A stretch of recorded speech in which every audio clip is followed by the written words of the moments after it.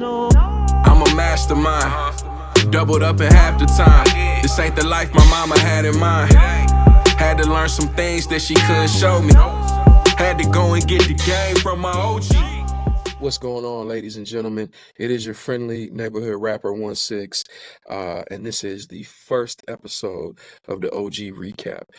Just to give a little background and context, the OG Recap is going to be a segment under the umbrella of the OGs as we move forward, hosted by yours truly, where we just go through, and just like it sounds, I'm going to recap some of the greatest moments from the previous week of OGs. As y'all know, the original OGs airs an episode every Monday on our YouTube channel. You can find us at the original OGs on all platforms.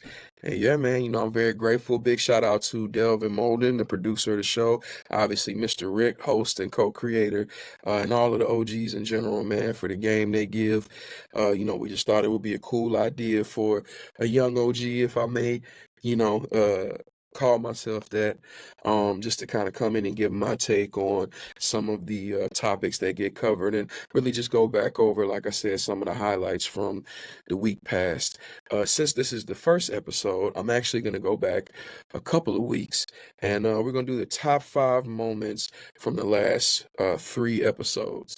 So the first one is going to be the OG Chop and Block episode 1. Big shout out to Delvin, Mr. Rick, Chairman Fred Hampton, and OG Darren Lyles. I have to say, if you guys did not see Chop and Block episode 1, it is one of my favorite OGs episodes. It really gets raw and down to the real meat and potatoes of a lot of things affecting Black and brown people, Black and brown communities. It offers a perspective that's, not just a typical sort of activist approach, and it's also not the typical, making excuses for a lot of the things that we deal with in Black and brown communities. It's a very raw and realistic look at things. One of the first subjects that they covered was not first, but one of the main subjects they covered was Kendrick Lamar versus Drake. Now, obviously, me being a younger OG, I'm tapped in pretty heavily on the music side. For those of y'all who don't know, like I said, I am a rapper by trade. So if you get a chance, please check me out, 16OS at I am 16OS on all platforms. But it was awesome hearing the commentary come from the perspective of the OGs on this. First of all, unless you've been living under a rock, the Drake and Kendrick back and forth to this day has probably been the not probably, it's categorically been the most impactful moment in hip hop and really popular culture this year. You had two heavyweights in entertainment essentially sling mud at each other, and it was a very, very interesting uh thing to watch. Me as a artist, I'm a fan of both artists. I do have to say I've been more of a fan of Kendrick, especially in the last few years. A lot of Drake's newer stuff, I feel like I'm not necessarily the audience for it. But as the OGs discussed, I think Chairman Hampton, he really had a great take on it. He said, man, this is a phenomenon, because it not only reached the youth, it really broke through every ladder of the social stratosphere. Everybody, old, young, Black, white, rich, poor, everyone had a commentary on it. And I think that comes from what was at the root of the battle, right? It wasn't just I rap better than you, no, I rap better than you. It was about culture. It was about who they really say they are and who's kind of perpetrating, right? It was about authenticity um, versus inauthenticity for the sake of commerce, right? So it's, that's actually to state that a little better. It's authenticity at the expense of commerce versus inauthenticity for the sake of commerce. So otherwise, meaning that regardless of what I stand to gain or lose, I'm going to stand behind what's right and what's real versus I'll do whatever I need to do for that bag. And I feel like that's what was really underneath all of the mudslinging in this. So, you had Drake, who is kind of the epitome of uh of commerce and making his art a commodity and making his art be what it needs to be for the sake of status, money, influence. And then you had Kendrick, somebody who, man, I don't care if this like is going with a trend. I don't care if it's, you know, not politically correct. I don't care if it's not quote unquote cool or what all of the kids are doing today. It was like, man, I got an ethic and I'm gonna stand on it, and I definitely, like I said, coming from just my perspective, I agreed a lot with the OGs on that, man. It was just refreshing because I feel like you don't really get a lot of authentic sentiments in rap these days. I feel like in entertainment in general, I feel like everything is kind of microwaved, and people are looking to make that buck. So, they'll do and say and be what they need to be in order to sustain a career. And that doesn't always mean that integrity is involved. And so, yeah, I definitely encourage everybody. I know I'm speaking kind of generally about it, but definitely want to encourage everybody to take some time. If you haven't, go to Genius, Rap Genius. And you can break down all the lyrics and the beef, see what everybody was kind of getting at. And again, I gotta give it to Kendrick, man. Like I said, I've some of Drake's earlier stuff, I'll say a lot of his earlier stuff, I'm a complete stan over. I still love Take Care. I still love Nothing Was the Same. So Far Gone, Thank Me Later. I love that. I feel like that I was more of the target audience for. Um, and so, I can't take nothing away from the guy's legacy, nor do I want to. But I gotta say, man, Kendrick, he did something that was just so refreshing. And as a lyricist, you just say, damn, we haven't seen somebody really care about their lyrics like this on a main stage, in the mainstream in a really long time. So yeah, then I think if nothing else, it was a win for lyricists, and both them guys are, multimillionaires. So I think, they'll both be fine. But yeah, so that was kind of one of the first things they discussed on that chopping block, on episode 2 of the chopping block. Another topic, the next kind of, I think really monumental moment. This had OG Darren Lyles and Mr. Rick again, and then there was also a brief appearance by Minister Courtney Bowie.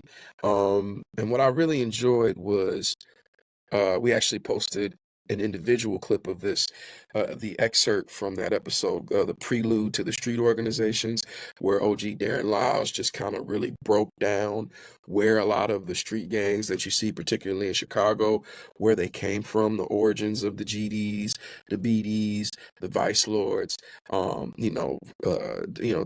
dating back to their origins, where you had, Brother David Barksdale, King David Barksdale, King Larry Hoover, the times when the factions were at odds versus when they came together just before Brother Barksdale's death, and just seeing the kind of power that lied in that unity, and to see kind of how far away we've gotten from that. I say we, but I'm speaking as the speaking within the collective consciousness of blackness and the disenfranchised. But and again, I want to be very clear. I'm not a gang member. I'm not gang affiliated. I know some gang members. I have some friends who are affiliated. But it was not anything I ever got involved in. But I, close enough to kind of know how these things work, and then a student of just history enough to know how these things work. And I really appreciated OG Lyle's input here because not only did it give us context for the history, but it really makes you see, like, man, a lot of these issues that these brothers experience now and have, and a lot of the beefs that are going on. I don't mean to trivialize something that people have lost their lives over because, you got to be respectful to that side of it. But in truth, man, there's been a lot of bloodshed, a lot of lives lost, and I don't think a lot of people really even know why. Like, it's just we're programmed. I'm programmed to hate this person because they come from here or they wear this flag, right? And they're programmed to hate me. And then a lot of times, man, if you trace back, I'm not speaking specifically about this, but just in general, if you trace back a lot of the issues in street organizations, man, a lot of times it be about bullshit. It's about nothing.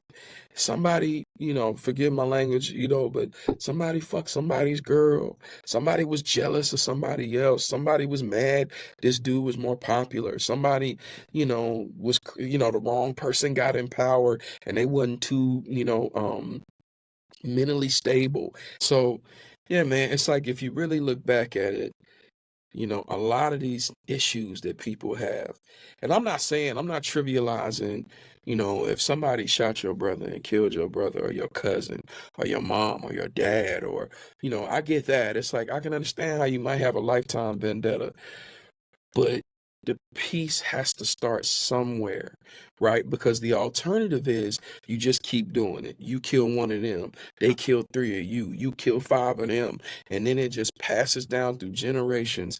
And you got people that's two and three and four generations removed from the original grievance, right? And you still killing for something that they don't even have no concept for. That if they weren't born in the parameters that they were, that it would be they might even be friends with these people. Say they might even start out as friends. A lot of these guys, if you look at the guys in Chicago these days, rappers and social media figures who are also involved in gangs, some of them grew up with each other. They're on opposing sides, but they was cool in elementary school. They moms were friends, right? They dad, like people in their family are close. Some of them got family members that's on the opposing side. But because we can't break the cycle, you gotta die and I gotta die and everything in my lineage gotta die and everything in yours gotta die. And it never stops.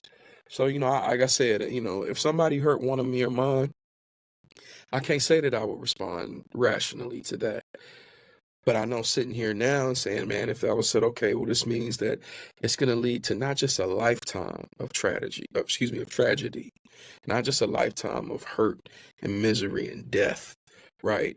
But several lifetimes of it, right? If that's what's at stake, at some point, somebody's got to stand up and say, okay, I may not like this. I may still wish death on you. But if it means that everything that comes after me has a chance at peace, then I'll take that I'll take that on the chin. I'll hold that hurt in my heart so that whoever come after me don't have to. I know it's a tough ask, and I know I'm probably oversimplifying it a little bit, but in all honesty, man, when it's all said and done, it kind of is that simple. So, like I said, much props to OG Darren Lyles. I think he gave a very astute, intriguing, and just informed perspective on where a lot of this comes from. And I definitely encourage you to watch it if you haven't, and make sure you watch the rest of the episode, man. It's worth it. And lastly, from the final moment from our top moments in the OGs recap is the OGs in New York, which dropped this past Monday. Just a great episode. We had obviously Mr. Rick doing his thing as always, but we had Mr. Kenny Gilmore featured, OG Kenny Gilmore, as well as OG Fashion, who is a resident here at the OGs. Always just great game from these brothers, and their ability to kind of talk about their past unabashedly in some of their both higher and lower moments and what they learned from them. Their transparency is so needed, especially for a lot of our youth today, man. I think that they're able to really put a word in that sticks with you. And so they went through everything. They talked about Fashion's past, his time being locked down, spending over 20 years locked up. Same with Kenny and just, their mindset back when they were in their younger, rowdier days, and the things they learned and saw, the pitfalls that they went headfirst into on the way to enlightenment and overcoming their circumstances. I definitely recommend you check it out. It just shows you, man, that, you know, in life you got choices to make and they're going to lead you down some paths. So I think, it's just great to hear these brothers' testimony and to see them still standing today. It's definitely some soul food of a conversation that I feel like we all need to ingest. So if you get a moment, definitely check out OGs in New York. Great episode. And with that said, that ends our first OGs recap. This is like I said, something we'll be doing moving forward. Tomorrow we have our next episode of the chopping block going out, so definitely be on the lookout for that. And until next time, it's your boy 16. Love. I'm a mastermind, doubled up in half the time. This ain't the life my mama had in mind. Had to learn some things that she couldn't show me. Had to go and get the game from my OG.